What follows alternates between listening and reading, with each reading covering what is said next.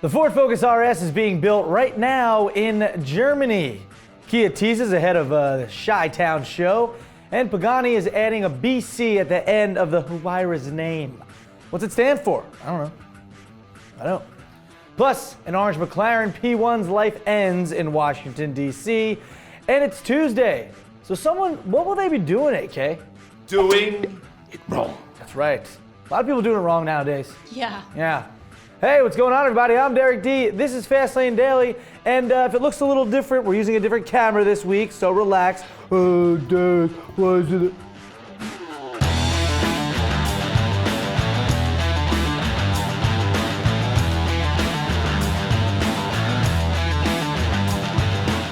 You're into hot hatchbacks, right? Yeah. I mean, honestly, that's another phrase I don't really like saying. Hot hatchbacks. It's overused. I mean, here's a hot hatch. This could be a hot hatch too, get it? Right. A little bird hatching. Okay.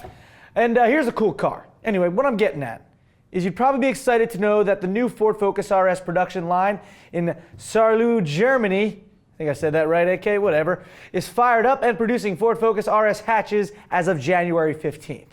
So yes, you're all that closer to owning Ford's hottest of hatches. As all of us here in the US know, this third generation Focus RS will be the first of the breed to come stateside. The heat's coming on. The heat is coming on. The heat is on.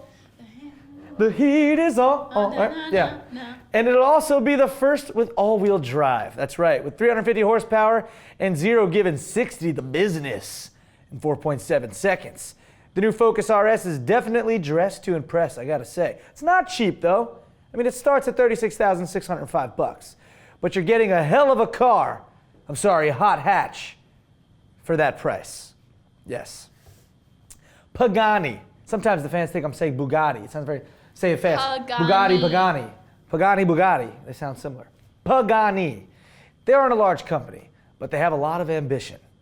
The creators of the Zonda and the Huayra, whoever you want to say it, have big plans for 2016, and kicking it off will be the Pagani Huayra BC. That's right, debuting at the 2016 Geneva Motor Show, Erica. What? Almost called JK. Oh. Pagani hasn't said what the difference will be between the BC and the existing Huayra, or what those letters stand for. Well, since we don't know what it stands for, we can eliminate names we know it doesn't stand for, like Boston College, Big Cats, Boulder, Colorado, British Columbia, doesn't mean that, AK. Brown cow, black car, blue car, buttercup, doesn't mean any of those. Before Christ. Before Christ. Doesn't mean before Christ. Oh. BC. You got one, AK? No, I was going to, Erica said it. All right. Yeah, so it's none of those. But you could bet it will be even faster than the outgoing version with more power from its AMG-sourced 6-liter twin-turbo V12. And of course, other mechanical changes and whatnot, all that stuff. Oh, there will also be a convertible version at some point this year as well, so there you go. There's your update on a car you can never afford. Kia has released 2 pictures of its Niro Hybrid utility vehicle. Here's the first one, and here's the second, which will have an official reveal at the Chicago Auto Show in February. Nice. Yeah, we're gonna hit the Chicago for the auto show. The gas hybrid SUV has been jointly designed by Kia's design centers in California and Korea, and is the first model to be built on the brand's new eco-car platform. Who's its competitor? Well, the Toyota Prius, that's right. When it hits the road in 2017. The Niro is part of Kia's plan to almost triple the number of electrified cars it has on sale from 4 to 11 by 2020. In related news. Oh, good for you. That's right. Yep. Good for you. Good for you. Good for you. I love that. That's like my favorite sound clip, if you guys can't tell lately. Getting into a car accident sucks. You know, barring the fact that anyone is hurt, no one gets hurt, that's good. But accidents are a pain in the ass. Dealing with the insurance companies really makes you think, why have insurance at all? I mean, I remember when my CC got totaled, parked on the street in front of my house in Belmar. I had nothing to do with the accident. I still had to pay out of pocket. That makes no sense. I could go on a rant, but I'm not gonna. Anyway, it sucks, especially when the car is very expensive. And by expensive, I'm talking $1.2 million. This unfortunate McLaren P1 met its demise in the Washington, D.C. area at the hands of a rich kid's friend who didn't know how to control all the power.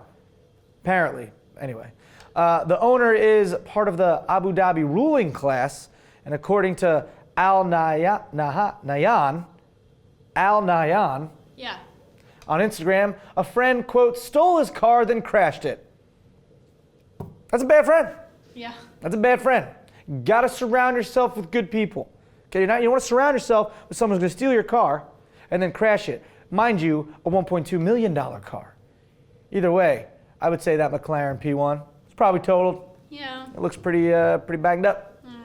Pretty banged up. Looks pretty banged up. Oh man, time to laugh at someone else's expense, AK. Because you know they'll be doing what? Doing it wrong. Doing it wrong, that's right. Now this video isn't a car, or it isn't a motorcycle, but it is on wheels, so it qualifies for being on this show and in DI dubs, Sure. okay? And it's a girl on one of those stupid hoverboard things, which again, it's not a hoverboard. This is a hoverboard, not that. Anyway, she's out by her pool riding on one of these things, and you could probably guess what's gonna happen here. Nothing good can happen here. She's rolling along, doesn't look too confident on that thing with her arms out for balance. Turns around, has a little too much speed, tries to put on the brakes, feels like she's going to fall. She jumps off, big mistake. The stupid board thing with the wheels makes a left turn and into the pool it goes. She made a valid diving effort, but to no avail. Yeah. She looks back for a second, I don't know where, I guess back at the house, then decides she's going in. And it's pretty hilarious how she flops into the water. Yeah, let's see that again. All right, again. Okay, one more time. There it is. She's like, and then the legs go down. She gets out of the water. She gets the thing out of the water, but I'm pretty sure it's shot. That's not gonna work. I mean, you're unstable riding that thing, so you decide to ride it on your pool deck. Come on. You gotta think, and you're just asking for it. Also, look at the date in the top left corner. 12/25/2015. Yes, this was Christmas Day. That girl just got that thing, and boom, done, wrecked. And you know what happened? Yeah, after she went in the house and told her parents what happened to the Christmas gift they just got her, her mom was like, see, this is why we can't have nice things. Because you always end up doing it wrong. Come on, Vanessa. I don't know if that's her name, but You gotta practice before you go by the pool. yeah, you got to go out in the street or the cul-de-sac, and then you can't be, you know. Yeah. Then once you're an expert, you do that, get around the pool. You gotta do some slaloms and then the pool. See, Erica Work your knows. way up. Or how about this? Just don't get one of those things. True. I mean, you hate them. It's just whack. Merry Christmas. All right. You guys want to see that? The link's in the description. So, we hear stories all the time about young rich kids crashing super expensive cars. Super expensive supercars, essentially. Not only putting themselves in danger, but other people on the road in danger. So our FLD question of the day is, do you think there should be some sort of test, a driving test or a written test you have to pass in order to buy a supercar? Especially if you're like under 25. I'm just throwing it out there. I know that's a little like Big Brother type, hey, getting too much involved, and you know, if you have the money, you should be able to go buy a car. But if you go buy a Kia Rio, it's a lot different than you going to buy a McLaren P1. You know what I mean? Right. There's a difference there. A lot more power, a lot more potential for fail. So, I don't know, what do you guys think? Hashtag FLDQ of the D, and you can send your own in too. Tips at fastlanedaily.com. Thank you, AK. And there you have it. That's going to do it for Fastlane Daily today on this Tuesday. I'm Derek D. Thanks for watching, everybody. And man, one of the founding members of the Eagles. Another one bites the dust. Glenn Fry. It was a good one. So, geez, been crazy for musicians and artists lately. Just like, but yeah.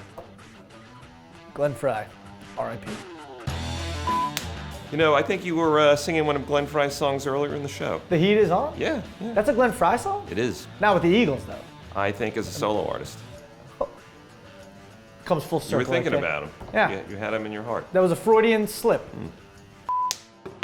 Hey, you know what BC could stand for? What? Booty call. Booty call! That's what you're gonna get when you buy that car. My phone's ringing.